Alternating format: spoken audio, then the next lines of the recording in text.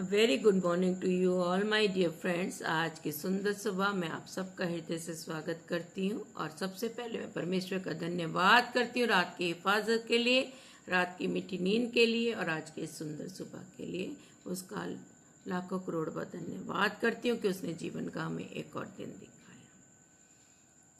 मेरे प्रियो, सच में हम कितने भाग्यशाली हैं कि जीवित परमेश्वर हर पल हमारे साथ रहता है, उसका समर्थी हाथ हम पर बना रहता है। कितने लोग हैं रात को सोते अगला दिन देख नहीं पाते। मैं प्रभु का धन्यवाद करती हूँ उसके प्रेम के लिए, उसकी दया के लिए, उसकी करुणा के लिए जो हम पर बनी रहती है। आज मैं जो आपके साथ वचन शेयर करने जा रही हूँ तो वो है साम 139। और ये वचन मैं तो उससे पहले थोड़ी सी ब्रीफिंग करूँगी कि अक्सर तो जैसे मैं रात को बहुत लेट सोती हूँ, जो लोग मुझे ऑनलाइन देखते होंगे कहते होंगे पता नहीं ये क्या रात भर करती रहती है, सोती नहीं है। और सच में यकीन मानिए मुझे रात को नींद नहीं आती है। जब से मेरे हस्बैंड मेरे पास नहीं रहे हैं मुझे उनकी कमी बहुत खटकती है। चाहे मैं अपने आप को इन वचनों में लीन कर लिया, लेकिन एक कहीं ना कहीं टीस है। लेकिन मैं फिर धन्यवाद करती हूँ कि मैंने जब पहले ये रील्स बनानी शुरू करी थी, स्टेटस पे डालती थी, लेकिन प्रभु ने मेरे लिए द्वार खोला, क्योंकि मैंने कहा था प्रभु तूने मुझे जीवित रखा, अपनी महिमा के लिए इस्तेमाल का। यूट्यूब का द्वार खोला कि मैं उसके वचनों को औरों तक पहुंचा सकूं, जो अंधकार में उनको ज्योति में ला सकूं। उसका हृदय से धन्यवाद करती हूँ। और अब भी मैं सो नहीं पाती हूँ।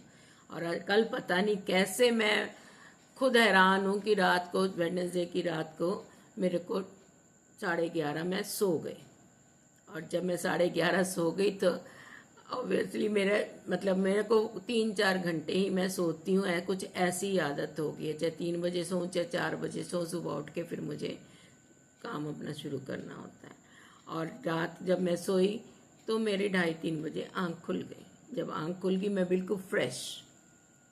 अब थोड़ी देर करवटें बदलती रही, प्रभु का धन्यवाद करती रही, क्योंकि मेरी आदत है रात को जब भी मैं उठती हूँ मैं उसका धन्यवाद स्तुति महिमा करती हूँ। तेरे कोड़े खाने से मैं चंगी हो गई हूँ, तेरा लहू हमें शुद्ध करता है, तूने हमें चारों ओर से घेर रखा है। यहोवा हमारी ओर हमारा विरोधी कौन है। मैं उसके वचनों को डिक्लेयर करती रहती हूँ। और आज रात भी ऐसा ही कुछ हुआ। और उसके बाद जब मैंने वचन डिक्लेयर करे फिर उठी, मुझे नींद तो आ नहीं रही थी, उठी, फ्रेश हुई, पानी पिया, मुँह हाथ धो के फिर मैं वचन लेके बैठी। उससे पहले मैंने वचनों को सब डिक्लेयर करा, और ताकि मैं सबके लिए प्रार्थनाएं करी, डिलीवरेंस के लिए, हीलिंग के लिए, ट्रांसफॉर्मेशन के लिए, साल्वेशन के लिए, सबके लिए जिसकी जैसी ज़रूरत है। जितनी मुझे किसी की प्रॉब्लम्स का पता है, कोई भी प्रॉब्लम है, मैं सुबह उठ के प्रभु यीशु मसीह के नाम से डिक्लेयर करा और ज़ोर ज़ोर से करा।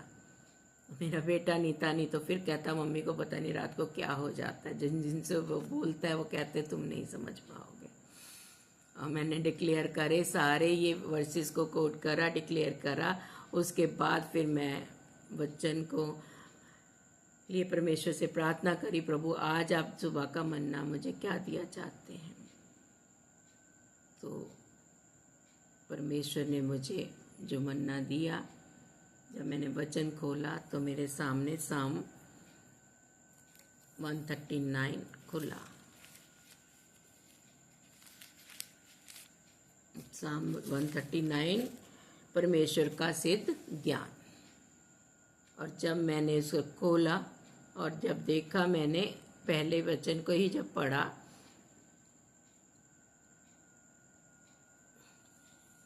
ए यहोवा तूने मुझे जांच कर जान लिया है।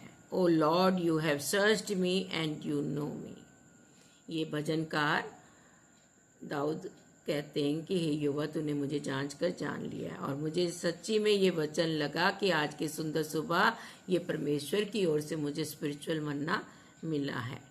अब मैं पूरे विश्वास के साथ कहती हूँ कि ये आपके लिए भी लाभकारी होगा ये संदेश। चलिए हम अपनी बाइबल्स को खोलेंगे। 139 वर्स स्टार्टिंग फ्रॉम 1 to 12। हे यहोवा तूने मुझे जांच कर जान लिया है, तू मेरा उठना बैठना जानता है और मेरे विचारों को दूर से ही समझ लेता है। मेरे चलने और मेरे लेटने को तू भली भांति छानबीन करता है और मेरे पूरे चाल चलन का भेद जानता है। तो यहाँ भजनकार कहते हैं कि तूने मुझे जांच कर जान लिया है। मेरा चलना फिरना, उठना बैठना, लेटना, बोलना, हर बात की तूने छानबीन कर ली है, करता है। और साम 90 जो है उसमें भी वर्स 2 से कहता है वो अनादिकाल से अनंत काल तक का परमेश्वर है। वो हमारी सब बातों को जानता है। वो हमारा सिर्फ क्रिएटर नहीं है, सिर्फ हमारा बनाने वाला ही नहीं है, वो हमारा अब्बा है जो हमसे भी ज्यादा हमें समझता है। वर्स 4 कहती है, यहोवा मेरे मुंह में ऐसी कोई बात नहीं जिसे तू पूरी रीति से ना जानता हो। सच में हमारे मुंह में, हमारे हृदय में, हमारे मन मस्तिष्क में ऐसी कोई बात नहीं है जो परमेश्वर से छुपी हो। परमेश्वर से हमारी कोई बात नहीं छुपी रह सकती। तूने मुझे आगे पीछे घेर रखा है और अपना हाथ मुझ पर रखे रहता है। यह ज्ञान मेरे लिए बहुत कठिन है, यह गंभीर और मेरी समझ से बाहर है। इसमें वचन कहता है,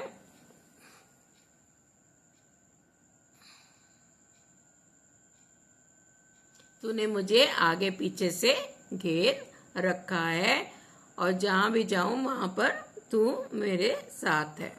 यह इसमें जो साम 44 की वर्स 1 to 3 हमें बताती है, हे परमेश्वर, हमने अपने कानों से सुना, हमारे बाप दादों ने हमसे वर्णन किया, तूने उनके दिनों में और प्राचीन काल में क्या क्या काम किए हैं। तूने अपने हाथ से जातियों को निकाल दिया और उनको बसाया। तूने देश देश के लोगों को दुख दिया और उनको चारों ओर फैला दिया, क्योंकि वे ना तो अपनी तलवार के बल से इस देश के अधिकारी हुए, ना अपने बाहुबल से, परंतु तेरे दाहिने हाथ और तेरी भुजा और तेरे प्रसन्न मुख के कारण जयवंत हुए, क्योंकि तू उनको चाहता था। ये verse 44 chapter 44 Psalm chapter 44 verse starting from 1 to 3 में इसका रेफरेंस है। तूने मुझे आगे पीछे घेर रखा है। तो वो हमें सब कुछ हमारे लिए जानता है। हमारी जीत, हमारे एफर्ट्स ये हमारे नहीं है। आप सोचते हैं या हम सोचते हैं हमें अपने एफर्ट से मिल गए, नहीं। परमेश्वर का जो कह रहा है, जैसे पुराने काल में जब परमेश्वर ने अपने लोगों को बचाया, कैसे कैसे वो निकाल के लाया, जंगल के रास्ते लाया, उसने डैनियल को बचाया शेरों की मान में, उसने यूसुफ को बताया, उसने क्या क्या नहीं किया। तो उसका बलवंत हाथ से ही, ना तो बल से ना तो शक्ति से, उसकी आत्मा के द्वारा ही सब बचाए गए हैं। और यहाँ भी वचन हमें कहता है, परंतु तेरे दाहिने हाथ और तेरी भुजा और तेरे प्रसन्न मुख के कारण ही सब लोग जयवंत हुए हैं। और आज भी हम जो हैं, जो हमारी सेफ्टी है, कंफर्ट है, जो हमें डायरेक्शन मिलती है, उसके दाहिने हाथ से ही हमें मिलती है। उसका राइट हैंड हमें संभाले हुए है, नहीं तो हमारे में कोई खूबी, कोई लियाकत नहीं है। आगे वर्स 6 कहती है, वह ज्ञान मेरे लिए बहुत कठिन है, वह गंभीर और मेरी समझ से बाहर है। जो कि हमें रेफरेंस जो मिलेगा रोमन 11 वर्स 33 में मिलेगा। हम सिर्फ एक छोटी सी झलक देख पाते हैं, लेकिन वो सब कुछ जानता है। O the depth of the riches of the wisdom and knowledge of God. हम तो थोड़ी सी झलक देखते हैं, लेकिन वो सब कुछ अंदर तक, गहराई तक देख सकता है, देखता है। आगे हमें वर्स 7 हमें बताती है, मैं तेरे आत्मा से भागकर किधर जाऊं, या तेरे सामने से किधर भागूं? यदि मैं आकाश पर चढ़ूं तो तू वहां है, और यदि मैं अपना बिछौना अधोलोक में बिछाऊं तो वहां भी तू है। तो मैं जाऊं तो कहाँ जाऊं? तो इसमें वर्सेस मैं आपको कुछ बता देती हूँ, रेफरेंस के ज़्यादा लंबा हो जाते हैं मेरे वचन, इसलिए इसके आप पढ़ सकते हैं 104 वर्स 30, जेनेसिस चैप्टर 2 वर्स 7 और जजेस chapter 6 verse 34 and 1 Samuel chapter 16 verse 13। परमेश्वर का आत्मा है जो हर जगह मौजूद रहता है। उसने आदम में भी सांस डाली, जैसे जो जेनेसिस में है, आदम में भी श्वास को फूंका। तो श्वास क्या है? परमेश्वर का आत्मा ही तो है। हम भी उसी की आत्मा के द्वारा इस पृथ्वी पर चलाए। जो परमेश्वर की आत्मा के चलते हैं वो ही उसके पुत्र और पुत्रियां हैं। उसने गिडियंस और डेविड को चुना। डेविड के लिए, दाऊद के लिए उसने कहा था ना, मुझे मेरे मन के मुताबिक मिल गया है। जबकि दाऊद ने बहुत, सब जानते हो हैं, सबको मेरे से ज्यादा बाइबल की नॉलेज है, बहुत बड़े गुनाह 2 करे थे, लेकिन फिर भी वो जाके परमेश्वर के चरणों में ही बैठता था। उसे मालूम था मेरी नजात, मेरा उद्धार इसी के द्वारा, और उसे मालूम था मैं राजा बनूंगा, और वो उसी के पास जाता था, गलती भी करता था तो उससे क्षमा मांगता था। और वो ही आज भी अपने लोगों के साथ है। परमेश्वर बदला नहीं है, वो युगानुयुग एक सा है। जो पुराने नियम में पुराने लोगों, इज़हाक, इब्राहिम, याकूब, इन सब का परमेश्वर, वो आज हमारा भी परमेश्वर है, हमारे साथ भी रहता है। जो बड़े बड़े काम उसने उनके लिए किए, वही वो हमारे लिए भी करता है, लेकिन हम देखना नहीं चाहते। हमने अपनी आंखों को बंद कर रखा है। वो नहीं बदला, वो मनुष्य नहीं है कि बदल जाए। आपके लिए कुछ और है, मेरे लिए कुछ और है, उसके लिए कुछ और है, नहीं। वो सबके लिए एक सा है, पापी के लिए भी और अच्छे इंसान के लिए भी। उसके प्यार में कोई भी मिलावट नहीं है। ये दुनिया है जो मिलावट करती है, एक को ऊपर उठाती है, एक को नीचे गिराती है, एक को गले लगाती है, एक को पीछे करती है। लेकिन हमारा परमेश्वर ऐसा नहीं है। उसने तो गुनाहगारों से, पापियों से प्रेम किया। जैसे पिछली भी मैंने अपने वचन में बताया कि परमेश्वर ने कहा बीमारों को जरूरत है डॉक्टर की, ना कि वैद्य की, ना कि चंगे भलों को। और आज लोग चंगे भलों के पीछे भागते हैं। परमेश्वर ने खोई हुई भेड़ के पीछे 99 भेड़ों को छोड़कर प्रभु यीशु मसीह उस खोई हुई एक भेड़ के लिए भागे थे, उसको ढूंढने निकले थे कि बाकी तो है ही है। और आज लोग हैं जो अपनी अपनी भेड़ों के पीछे भाग रहे। खोई हुई भेड़ों का तो कोई पता ही नहीं है, उनको कौन देखेगा कुछ नहीं पता। मेरी भेड़ें नहीं बिखरनी चाहिए। मेरा मेरा मैं, आज मैं मेरे ने सब कुछ खत्म कर रखा है।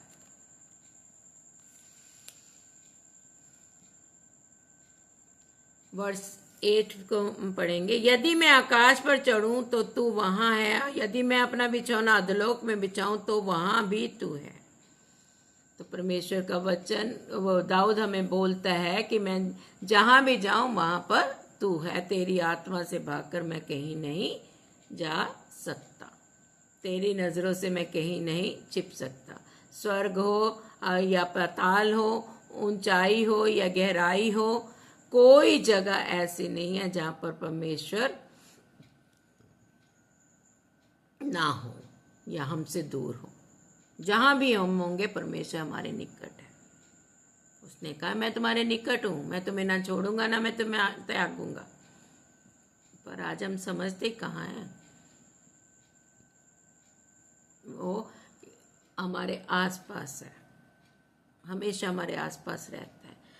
वर्स 9 to 12 हम पढ़ूंगी। यदि मैं भोर की किरणों पर चढ़कर समुद्र के पार जा बसूं तो वहां भी तू अपने हाथ से मेरी अगुवाई करेगा और अपने दाहिने हाथ से मुझे पकड़े रहेगा।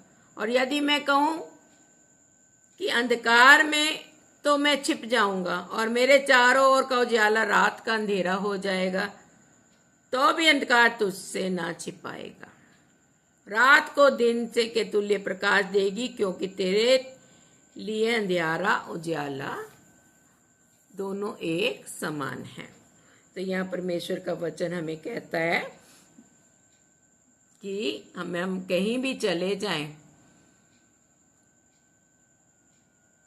यदि मैं भोर की किरणों पर चढ़कर इस समुद्र के पास चला जाऊं, जा बसूं, तो वहां भी तू है।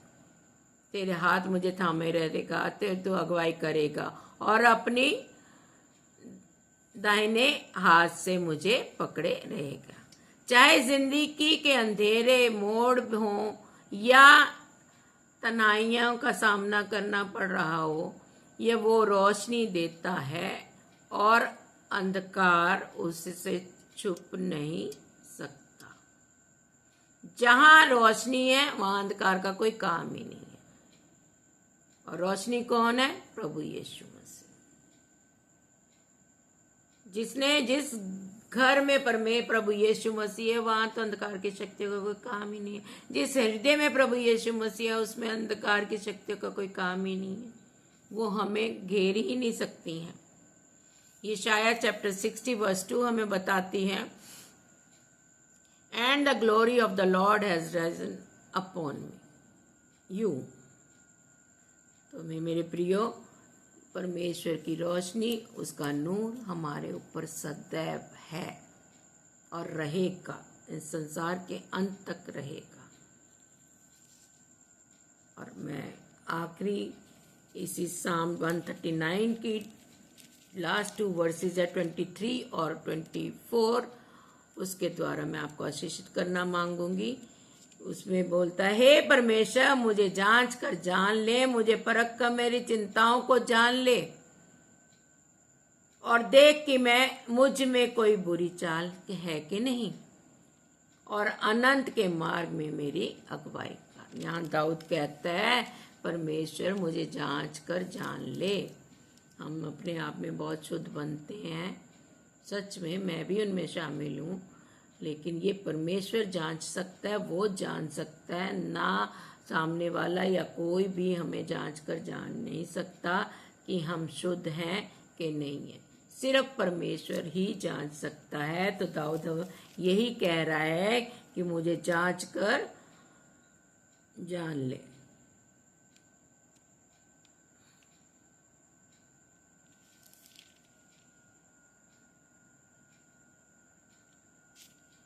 और आगे मैं आपसे बोलूंगी, मेरे प्रियो,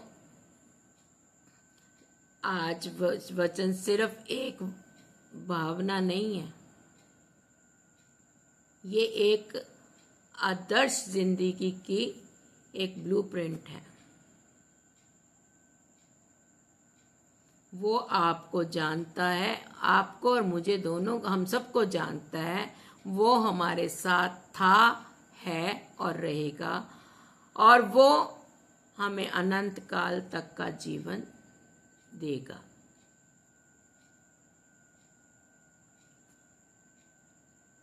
और उसके द्वारा ही हम उस स्वर्गीय राज्य में अनंत काल के जीवन में प्रवेश कर सकते हैं। तो इस सुंदर सुबह आप अपने दिन की शुरुआत इस प्रतिज्ञा के साथ करें। आइए कि मैं परमेश्वर की ज्ञान, रोशनी और प्रेम में चलूँगा और या चलूँगी। आइए हम एक ये प्रतिज्ञा करेंगे, परमेश्वर के ज्ञान, उसकी रोशनी और में हम लोग चलेंगे और अनंत काल के जीवन में प्रवेश करेंगे। तो इसलिए परमेश्वर से प्रार्थना कीजिए, हमें जांच कर जान ले और हमें बताइए कि हमें कोई कमी तो नहीं है, हमारे कोई गलती तो नहीं है हमारे जीवन में।